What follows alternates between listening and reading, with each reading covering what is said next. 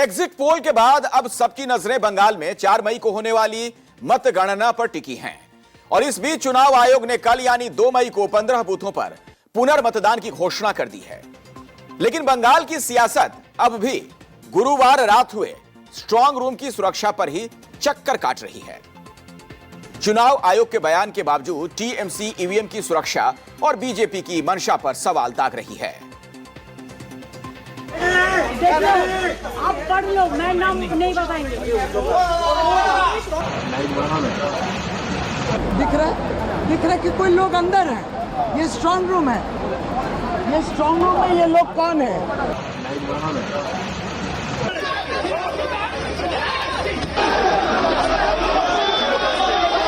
ये duplicate machine है, कुछ आगे टेम्परिंग करेंगे।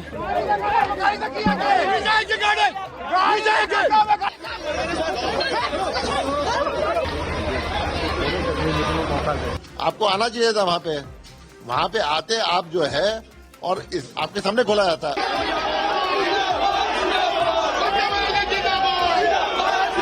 ईवीएम मशीन को लूट करने के लिए, अगर काउंटिंग लूट करने के लिए कोई कोशिश करे तो हम जिंदगी मौत एक घंटा लड़ेंगे। वो तो गुजरात से आया स्लोगन काउंटिंग करने के लिए, इधर का लोकल गुजराती नहीं।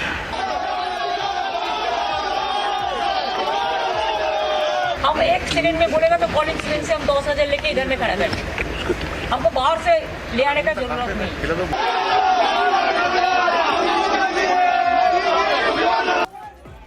स्ट्रांग रूम की सुरक्षा पर उठे सवाल, कोलकाता में टीएमसी नेताओं का बवाल। शाम ढलते ही स्ट्रांग रूम का सीसीटीवी फुटेज आया। टीएमसी के इल्जामों से सस्पेंस गहराया। खबर मिलते ही स्ट्रांग रूम पहुंची ममता। आधी रात तक कोलकाता में चला हाई वोल्टेज ड्रामा। इल्जाम ये कि बीजेपी के साथ मिली भगत कर चुनाव आयोग के अधिकारी पोस्टल बैलेट में हेरफेर कर रहे हैं। टीएमसी प्रतिनिधि की गैरहाजिरी में ईवीएम से छेड़छाड़ कर रहे हैं। हालांकि चुनाव आयोग ने टीएमसी के आरोपों को सिरे से खारिज कर दिया, लेकिन ममता के कारकुनों ने पूछा कि अगर सभी दलों के प्रतिनिधि मौजूद होने चाहिए थे तो फिर वीडियो में टीएमसी प्रतिनिधि कहां है? कहाँ टेम्परिंग हुई है? कोई कंप्लेंट आया बताइए कहाँ पे हुई है? खाली एलिगेशन लगाने तो कोई एलिगेशन लगाए। टेम्परिंग कहाँ हुई है?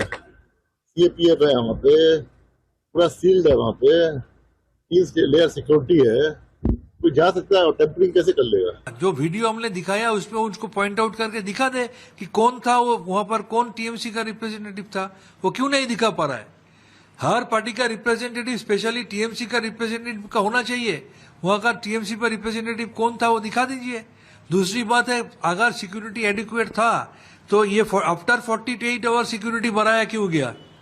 अगर सिक्योरिटी बढ़ाया मतलब एडिक्वेट नहीं था, इनएडिक्वेट था। अगर इनएडिक्वेट था तो चुनाव खत्म होने से आज तक ये जो टाइम बीत गया लगभग 48 आवर्स, ये इनएडिक्वेट सिक्योरिटी रख के वो किसको फायदा देने का कोशिश कर रहा था? ये चुनाव आयोग को पूछिए हम लोग जाके। तो पहले कोलकाता में हुए सियासी बवाल की क्रोनोलॉजी समझिए। हंगामा तब शुरू हुआ जब कोलकाता के नेताजी इंडोर स्टेडियम में बने स्ट्रांग रूम के पास टीएमसी के नेता कुणाल घोष और शशि पांजा पहुंचे।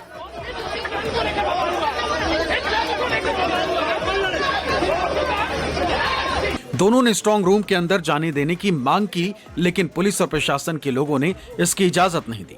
दोनों का कहना था कि अंदर कुछ लोग पोस्टल बैलेट और पिंक पेपर संभाल रहे हैं। उन्होंने कहा कि वहां टीएमसी के लोगों की अनुपस्थिति में ये हो रहा था।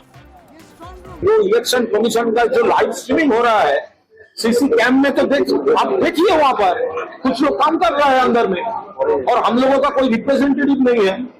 वो काम कर रहा है, पूछने के बाद वो बोल रहा है पोस्टल बैलेट सेग्रीगेट कर रहा है। अच्छा ठीक है, लेकिन वो इधर से आया, सोर्स क्या है वो तो नहीं क्लियर किया, और हम कैंडिडेट है उसको चिंता नहीं है। जिसका चिंता है वो आया, जिसके वोट पड़े हैं उसको चिंता है कि हमारा बक्सा लेके कोई भाग न जाए, हमारे बक्से में कोई मैनिपुलेशन ना हो, तो हमको क्यों नहीं दिखाया जाए?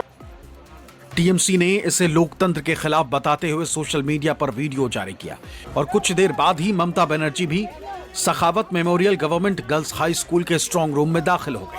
हालांकि स्ट्रांग रूम में प्रवेश के लिए उन्हें भी मशक्कत करनी पड़ी, लेकिन बाहर आकर उन्होंने पूरी भड़ास निकाल ली। हमारा जो ईवीएम मशीन है इधर में स्ट्रांग रूम है, तो आप लोगों को जानकारी है कि नेताजी इंडोर में सीसीटीवी पे हम पाए गए और सारे बहुत सारे जगह में कि उधर में मैनिपुलेशन हो रहा है और बाहर का आदमी आके वो खुल रहा है, देख रहा है, पोस्टर डायलॉग को इधर उधर कर रहे हैं। वो देखने का बाद मैंने जब सीसीटीवी देखा टीवी में तो मैंने सोचा मैं भी तो देख के आऊँ। तो पहले तो सेंट्रल फोर्सेस मेरे को एंटर ही करने नहीं देते थे। उसके बाद पूछा किसी से, बोला नहीं आपको जाने का हक है। तो पहले तो ये लोग मेरे को घुसने ही नहीं देते थे। उसके बाद इसको फोन किया बट आरो किसी से परमिशन लेके आरो मेरे को घुसने दिया। इतना एट्रोसिटीज हुआ, इतना टॉर्चर हुआ, हमारा एजेंट को इतना अरेस्ट किया, इतना वन साइडेड हुआ।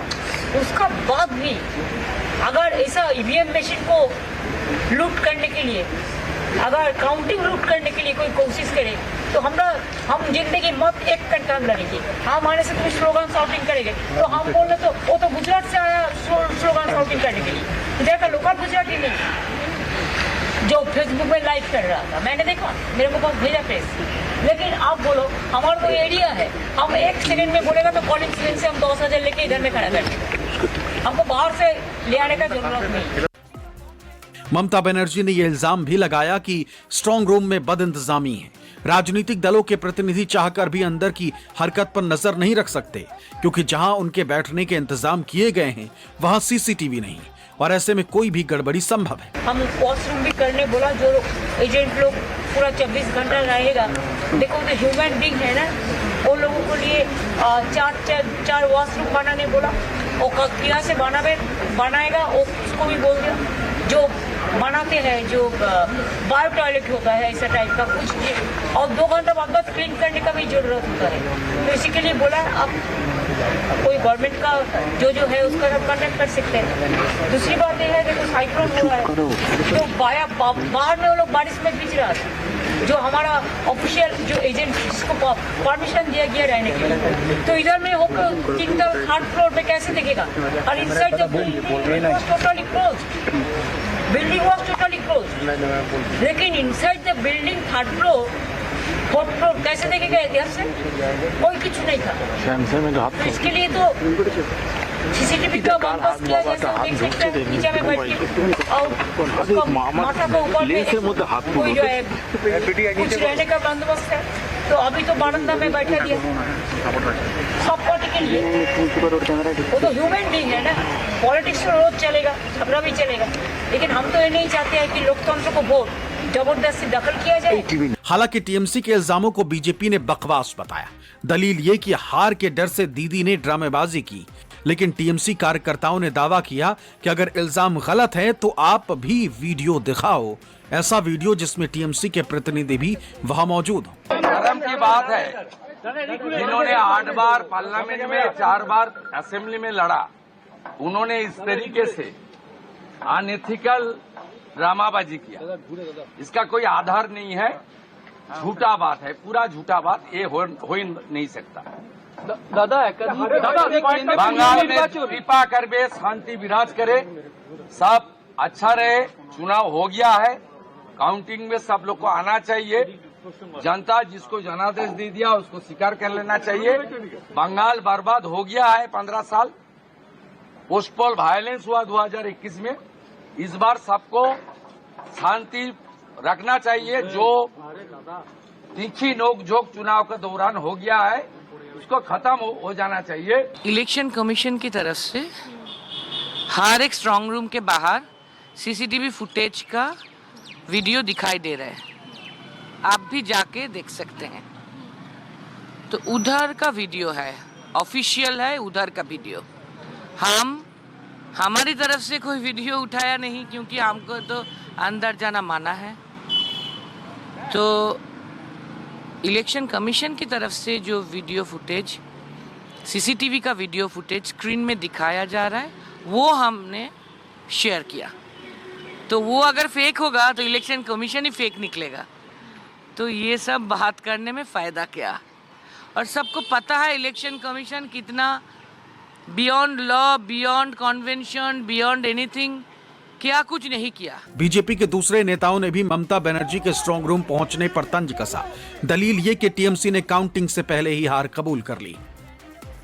देखिए, मुझे लगता है एक इंडिकेशन है कि ममता बनर्जी और उनकी पार्टी मान चुकी है कि वो विरोधी पक्ष में बैठने वाले हैं। इसीलिए धरना करने का काम किसका होता है? विरोधियों का होता है। तो ममता बनर्जी और उनकी पार्टी ने अभी से ही मान लिया है कि वो हार गए हैं और वो विरोधी पक्ष में बैठने वाले हैं, और उनका विरोधी पक्ष वाला मोड जो है पार्टी का वो ऑन हो चुका है। इसीलिए उनके सारे लोग धरना दे रहे हैं, ईवीएम के बारे में बात कर रहे हैं। पहले हम ऐसे बोला करते थे, इस बार ममता बनर्जी उनकी पार्टी ने शुरुआत से ये बोलना शुरू कर दिया। तो ये दर्शाता है कि वो विरोधी माइंडसेट में आ चुके हैं और मान भी लिया है उन्होंने कि भारतीय जनता पार्टी की सरकार बनने वाली है। कंप्लेन आया था कि स्ट्रांग रूम ठीक से सील नहीं हुआ। कंप्लेन आया था कि स्ट्रांग रूम में सिक्योरिटी में कमी था। उसको देखने के लिए हमारे कर्मी एजेंट को उत्साह देने के लिए ममता बनर्जी वहां पहुंचे और वो उधर ठहरी हुई थी।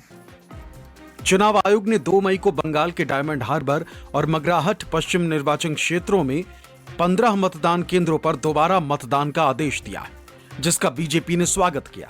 हालांकि बीजेपी की मांग है कि फलता विधानसभा क्षेत्र के बूथों पर भी दोबारा मतदान होना चाहिए।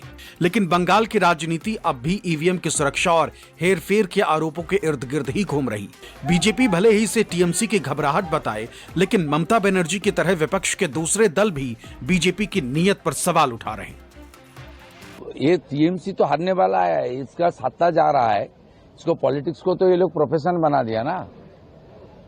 अब दूसरा प्रत्याशी दूसरा पार्टी को हार जीत हो सकता है, कोई जीत सकता है, कोई हार सकता है, इसमें कोई पर्सनल इफेक्ट नहीं होगा। तो टीएमसी का चला जाएगा तो बर्बाद हो जाएगा, घर बार बने चला जाएगा, इलीगल कंस्ट्रक्शन है, रुपया है, सब चला जाएगा, दादागिरी खत्म हो जाएगा, उसूली खत्म हो जाएगा। अपने लिए 2 कार, बीवी के लिए 2 कार, बच्चा को स्कूल छोड़ने के लिए 3 कार। ये जो स्टेटस उनका ऊंचा हो गया, सत्ता जाने के साथ उसका स्टेटस भी इतना खत्म हो जाएगा। इसलिए इसको प्रोफेशनल इशू है। देखिए, बीजेपी को क्या करेंगे? वो 21 साल में आपकी बार 200 पार करके उतरे थे, हार गए, हार के चले गए। अभी 24 में भी उसका रिजल्ट बहुत खराब हुआ था, 21 से खराब। 26 में उसका रीडिंग है कि 21-24 से उसका खराब होगा। तो वो क्या करेंगे? उसको तो उसका वर्कर को भी इम्पेटस देना है। तो अभी ये काम वो कर रहे हैं। 23 के बाद बोले हैं कि 29 में सबको तैयार रहना है, क्योंकि हम ऑलरेडी 100 सीट जीते हैं। 23 में बोले थे ना सर, हमारा होम मिनिस्टर। तो 29 के बाद ये सब बोल रहे हैं। तो बोलने दीजिए ना, सपना देखना का तो हक है सबका। हमारा डेमोक्रेटिक कंट्री है, उनको ड्रीम के लिए हम उनको बेस्ट विशेस देते हैं, लेकिन क्या किया जाएगा, रियलिटी अलग है। देखिए, वहाँ सरकार भाजपा की नहीं है, इसलिए वहाँ तक पहुँच रहे हैं लोग। पर जहाँ जहाँ भाजपा शासित राज्य है, मैं कहावत के रूप में इस्तेमाल कर रहा हूँ, किसी को कोई इल्जाम नहीं लगा रहा हूँ। चोर चोर मौसेरे भाई, इल्जाम लगता है इलेक्शन कमीशन पे, सफाई देते हैं भाजपा के प्रवक्ता। ये रिश्ता क्या कहलाता है? मैं सीधे कहना चाहता हूँ, इसीलिए हमने राज्यसभा में चीफ इलेक्शन कमिश्नर के खिलाफ नोटिस दी है, क्योंकि आज देश में लोकतंत्र खतरे में है। हर जगह ये हो रहा है। मैं कांग्रेस पार्टी निष्पक्ष चुनाव हो, इसकी पुरजोर वकालत करती है और पूरी स्वच्छता और निष्पक्षता के साथ काउंटिंग हो, इसकी मांग करती है। यही तो मुश्किल है कि हम किस पे भरोसा करें। आपको याद होगा, रिवॉल्वर से वोट रोका जा रहा था, रिवॉल्वर लगा करके वोट रोक दिया था। और मुझे तो लगता है कि उत्तर प्रदेश में जो भारतीय जनता पार्टी ने, इलेक्शन कमीशन ने मिलकर के प्रैक्टिस की थी, ट्रायल किया था, उसका पूरा ऑपरेशन उन्होंने वेस्ट बंगाल में कर दिया और पूरा पैरेलल स्ट्रक्चर क्रिएट किया है सेंट्रल फोर्सेस का। पूरा का पूरा पैरेलल स्ट्रक्चर बनाया उन्होंने कि कैसे बंगाल में किया जाए। लेकिन उसके बावजूद भी दीदी वहाँ पर जीतने जा रही हैं, दीदी ऐतिहासिक वोटों से जीतेंगे। इलेक्शन कमीशन ने पूरा क्लियर कर दिया, सबको ईमेल करके बताया गया था कि हम ये करने जा रहे हैं, और वहाँ पे आपका जो पोस्टल बैलेट है उसका सेग्रीगेशन हो रहा था। तो तृणमूल कांग्रेस की जो मांगे हैं या जो भी उनका एलिगेशंस है, वो सारे एलिगेशंस इलेक्शन कमीशन ने प्रूव कर दिया कि ये एलिगेशन सही नहीं है, और ये एलिगेशन तृणमूल कांग्रेस दे रहा है, मतलब तृणमूल कांग्रेस मान चुका है कि उनको आगे आने वाले समय में ऑपोजिशन पार्टी का भूमिका निभाना है। कि मैं जानता हूं कि सभी चाहते हैं कि चुनाव निष्पक्ष हों, शांतिपूर्ण तरीके से हों, और सभी पॉलिटिकल पार्टीज का, राज्य सरकार का, केंद्र सरकार का ये जिम्मेदारी बनती है कि चुनाव अच्छे माहौल में संपन्न हो। लेकिन भय का माहौल निर्मित नहीं होना चाहिए। लोगों को लगना चाहिए कि वो सुरक्षित हैं और अब एक खुले माहौल में अपने वोट का वो इस्तेमाल करें। ये जिम्मेदारी निर्वाचन आयोग की है, और कहीं पर भी अगर बल प्रयोग ज़्यादा होता है या कहीं गड़बड़ियां होती हैं, दोनों चीज़ें गलत हैं। एक संतुलन होना चाहिए और पर्याप्त सुरक्षा के इंतजाम होने चाहिए, मैं इसको मानता हूं, लेकिन जितनी ज़रूरत है उतने करने चाहिए, ऐसे सभी लोग चाहेंगे। ममता बनर्जी जो आरोप लगा रहा है वो विपक्ष पहले लगाते थे, और आज ममता बनर्जी खुद विपक्ष का रोल प्ले कर रहा है। मतलब उन्होंने स्वीकार ही कर लिया कि इस चुनाव में तृणमूल कांग्रेस हार रहा है और विपक्ष में बैठने का काम तृणमूल कांग्रेस कर रहा है। तो इसीलिए देखिए, जो नाटक ममता बनर्जी कर रहा है, इस नाटक इसलिए कर रहा है जो उनका कार्यकर्ता भी काउंटिंग में जाने के लिए तैयार ही नहीं है। कार्यकर्ता को मालूम है जो तृणमूल सरकार नहीं रहेगी, और तृणमूल पार्टी चलता है काटमानी और जो तोलाबाजी इससे। बंगाल में तो चुनाव में 2.5 लाख पैरामिलिट्री फोर्स ऑलरेडी लाया है। अगर 700 कंपनी और लाया, उसका मतलब ये है कि सरकार जो निर्णय आएगा ममता दीदी के फेवर में, वो मानने को तैयार नहीं, और जोर जबरदस्ती से ईवीएम कब्जे में लेकर निर्णय बदलना चाहती है। उसका मतलब देखिए, ममता बनर्जी का वहां जाना बिल्कुल सही है, बिल्कुल लाजमी है, क्योंकि वो चुनाव ही लड़ रही थी ज्ञानेश कुमार के खिलाफ। चुनाव आयोग वर्सेस टीएमसी चुनाव था। चुनाव आयोग बीजेपी का मुखौटा पहन के चुनाव लड़ रहा था पश्चिम बंगाल के अंदर। तो अगर चुनाव आयोग अगर कोई कोताही बरतता है किसी भी तरीके से, ईवीएम जहां रखी गई है उसकी सुरक्षा में अगर कोई चूक है, तो किसको संभालना पड़ेगा? टीएमसी को खुद ही अपने मैंडेट की रक्षा करनी पड़ेगी, उनको ही ग्राउंड पे उतरना पड़ेगा। और ममता बनर्जी अगर इसको लेकर चिंतित हैं तो वो बिल्कुल सही चिंतित हैं।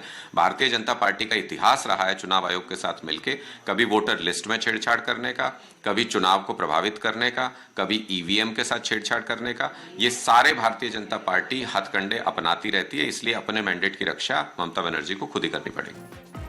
बुधवार की शाम जब अधिकांश एग्जिट पोल्स में बीजेपी को बंगाल जीतते दिखाया गया, तभी से बीजेपी के नेता जश्न के मूड में आ गए। लेकिन ममता बनर्जी ने न सिर्फ एग्जिट पोल को फर्जी बताया, बल्कि इसे बीजेपी दफ्तर से तैयार किया गया पन्ना करार देते हुए एग्जिट पोल दिखाने वाली मीडिया को भी कटघरे में खड़ा कर दिया। नमस्कार, आमी बांगलार मामाटी मानुषके अनेक आमार प्रणाम, सालाम, जोहार एवं जय जिनेन्द्र।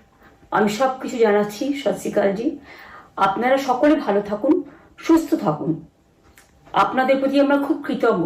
এত রোদ্দুরের মধ্যেও এবং সবকিছু অত্যাচার সহ্য করেও আপনারা যেভাবে ভোট দিয়েছেন লাইনে দাঁড়িয়ে, আপনাদের কাছে আমরা খুব কৃতজ্ঞ।